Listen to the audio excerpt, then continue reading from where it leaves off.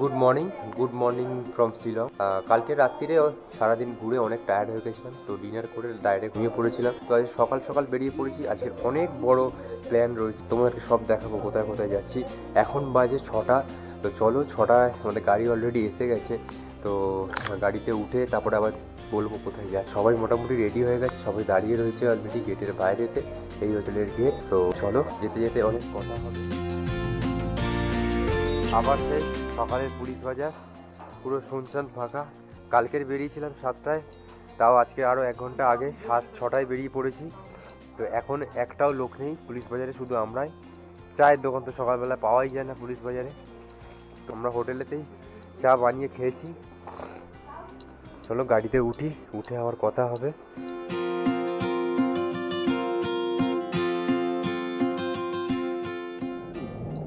আজকের প্রথম আমাদের ভিউ পয়েন্ট হচ্ছে লাইটলুম ক্যানিয়ন, লাইটলুম ভিলেজ আর লাইটলুম ভিউ পয়েন্ট। তো চলো দেখি কিরকম লাগবে। ভেতরটা আমরা অলরেডি চলে এসেছি, পৌঁছে গেছি, আর হয়তো 500 মিটার মতন বাকি আছে। ওয়েদারটা হঠাৎই চেঞ্জ হয়ে গেল, এতক্ষণ ক্লিয়ার ছিল, তো হঠাৎ মেঘ এসে গেছে। এই পয়েন্টে অলরেডি চলে এসেছি। তো এখানে মানে এতটাই মেঘ, আমি কিছু দেখতে পাচ্ছি না। তো একটু ওয়েট করে যাব, যদি মেঘ কাটে অবশ্যই দেখাবো, নিজেও দেখবো। তো চলো, তোমরা দেখো এত সুন্দর ভিউ দেখা যাচ্ছে এখান থেকে, মানে বলে বোঝাতে পারবো না। অবশ্যই একটু মেঘ রয়েছে, তো মেঘের মধ্যেতেই দেখতে হবে, কারণ মেঘটা আরও বেশি ছিল, একটু কেটেছে, যার কারণে ক্যামেরা লেন্সে তবুও আসছে। এতক্ষণ তাও আসছিল না, মানে একজন মানুষের ডিস্টেন্সও দেখা যাচ্ছিল না। এতটা টিকে যাওয়ার চেষ্টা করব। ভিউটা দেখো শুধু, আমরা উপরে ওঠার চেষ্টা করছি, যতটা উপর থেকে দেখা যায় ততটা ভিউ ভালো লাগবে আর কি।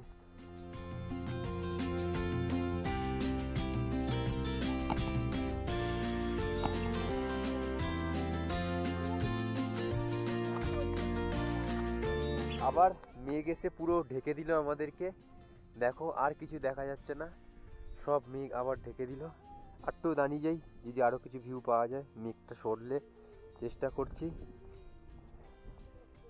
মেঘটা একটু কেটেছে, জাস্ট ভ্যালিটা দেখো শুধু, মানে এত সুন্দর, মনে হচ্ছে স্বর্গে পৌঁছে গেছি।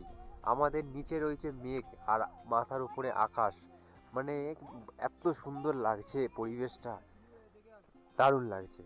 সঙ্গে একটা পাখির ডাক রয়েছে, ডাকছে পাখি, তো জানি না শুনতে পাচ্ছ কি, ক্যামেরায় আসছে কি, দারুণ লাগছে। তবে এখানে ছোট ছোট ইনসেক্ট আছে, মানে পোকামাকড় রয়েছে ঘাসে, গাছে। তো যখন কোনো বাচ্চা কাচ্চা নিয়ে আসবে অবশ্যই কেয়ারফুলি থাকবে, কারণ বাচ্চারা ওই ইনসেক্ট থেকে ইনজুরি হতে পারে। তো চলো আবার নেক্সট ভিউ পয়েন্টে যাব, দেখি আর কি আছে।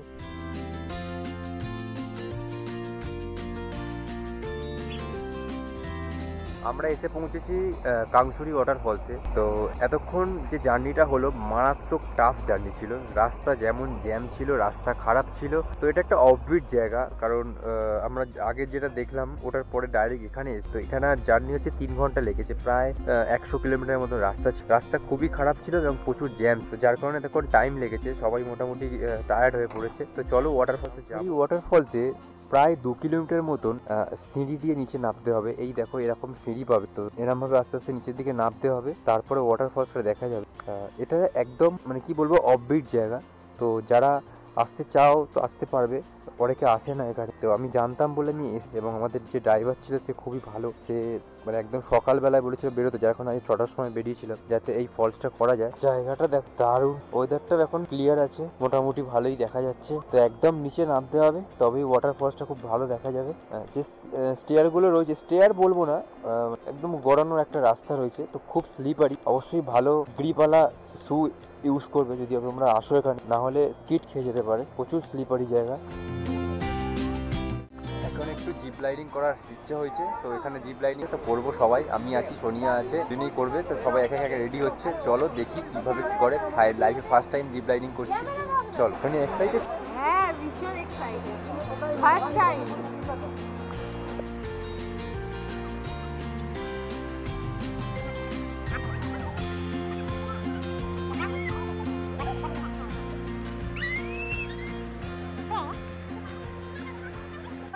সোনিয়ার হয়ে গেছে, এবার আমার পালা, চলো আমি যাই।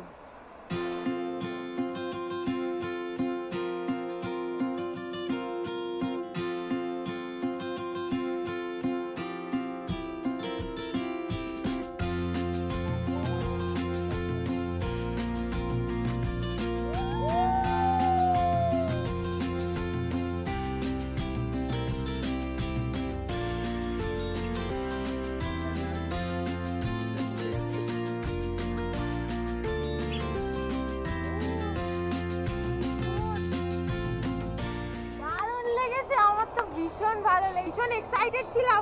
ওইখানটা এসে তো রীতিমতো একটু ভয় লেগে গেছিল, তারপর অ্যাডজাস্ট হয়ে। তোমরা এলে অবশ্যই ট্রাই করো, দারুণ মজা লাগে। দারুণ লাগলো, লাইফে ফার্স্ট টাইম জিপ লাইনিং করলাম, তো হ্যাঁ ভালো, খারাপ লাগেনি।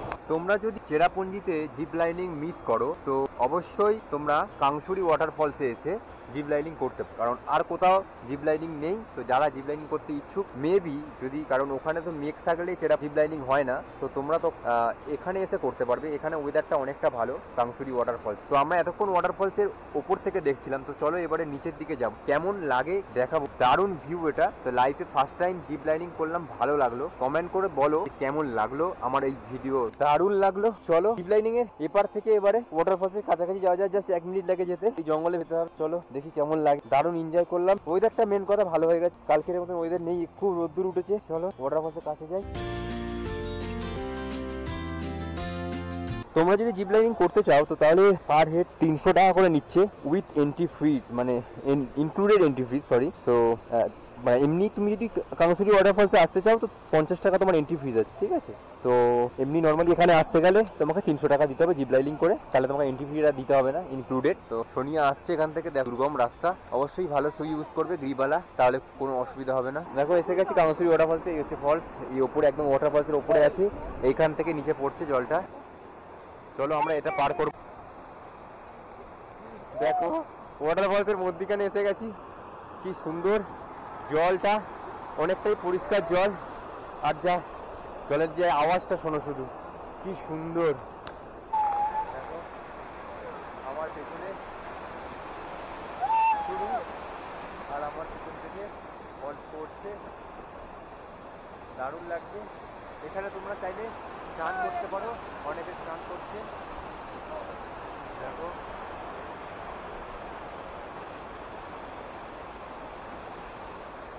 কেমন লাগছে বলো, জল ঠেলে ঠেলে যেতে হবে, এই দিয়ে পাস করছে, সোনিয়া পাস করছে।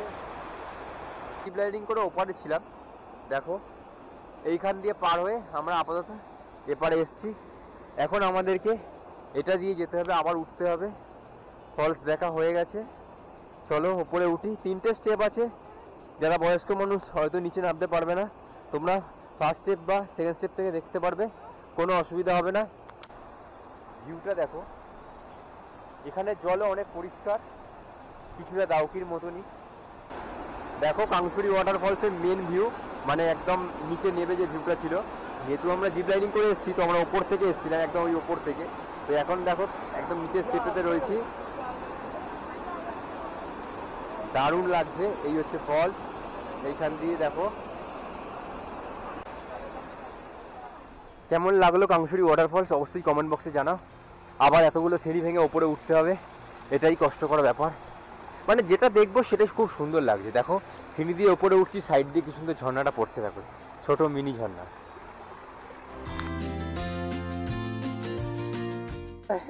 সাথে আজকে সুমন দান পায়েল দি রয়েছে।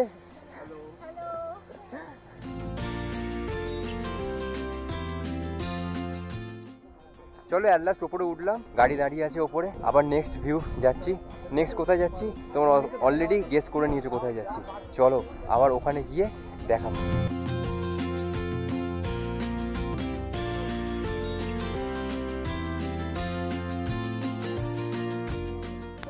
We are now Dawki, just seat.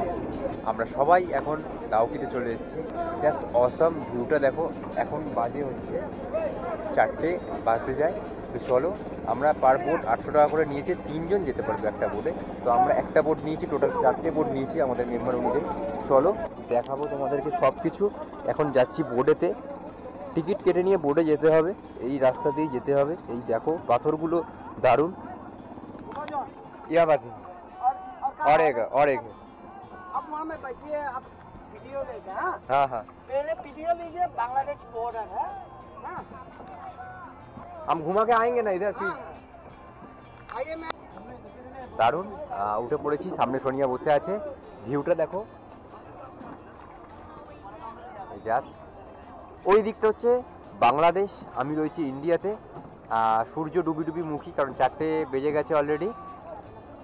চলো জাস্ট আমাদের আর একটা নৌকা ওখানে রয়েছে, আর একটা রয়েছে এই দেখো, এই একটা যাচ্ছে।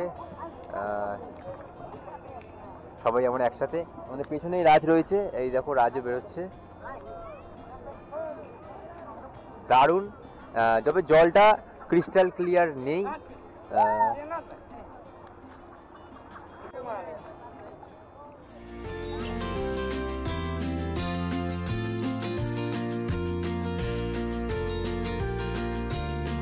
দারুণ লাগছে। জলটা যদি একটু পরিষ্কার হতো আরও ভালো হতো, মনের আশাটা পূর্ণ হতো। তাও যেটুকু দেখছি খুব ভালো দেখছি, মানে এরকম পরিবেশ মানে পাওয়া যাবে না কোথায়। India is my best.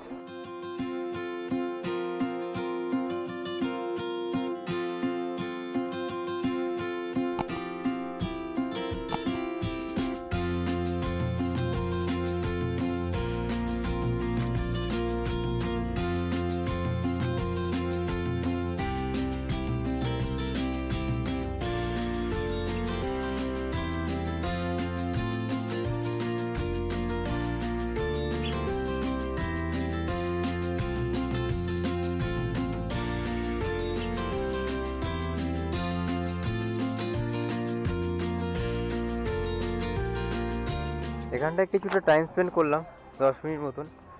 এখনও অনেক কটা স্পট বাকি আছে, বিকেল হতে চললো, 4:30 5টা বাজতে যায়। চলো নেক্সট স্পটে যাব, আর এখানে দাঁড়াবো না। জায়গাটা দারুণ, অবশ্যই এসো, জায়গায় ভালো লাগবে।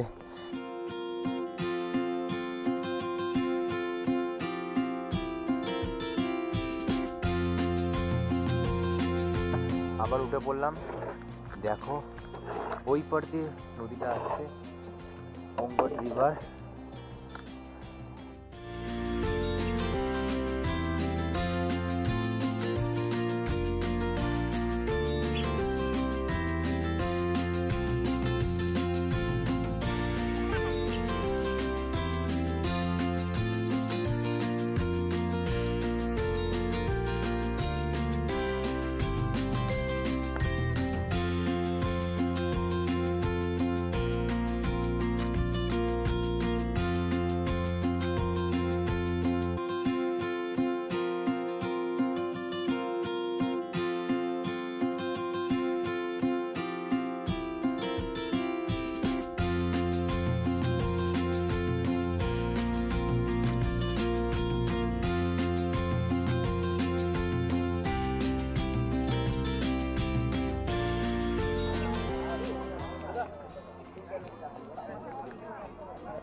এটাই হচ্ছে দেখুন border। বাংলাদেশে কুলে আছে টেস্ট দিদি, এই যে পাথরগুলো ফ্রিতে টেস্ট করে দেখেন, পছন্দ দেখেন গজন নিতে পারেন। সাজানো আছে, ওই পারে বাংলাদেশ, এপারে ইন্ডিয়া। কি দারুণ, দেখো কোনো কাটা তারের নেই, পাথর দিয়ে একটা জাস্ট লাইন করা রয়েছে। চলো দাউকি দিয়ে উঠে গেছি, উঠে আবার হেঁটে হেঁটে গাড়ির কাছে যাচ্ছি। চলো সুপুরি গাছের বাগানের মধ্যে দিয়ে যেতে হবে।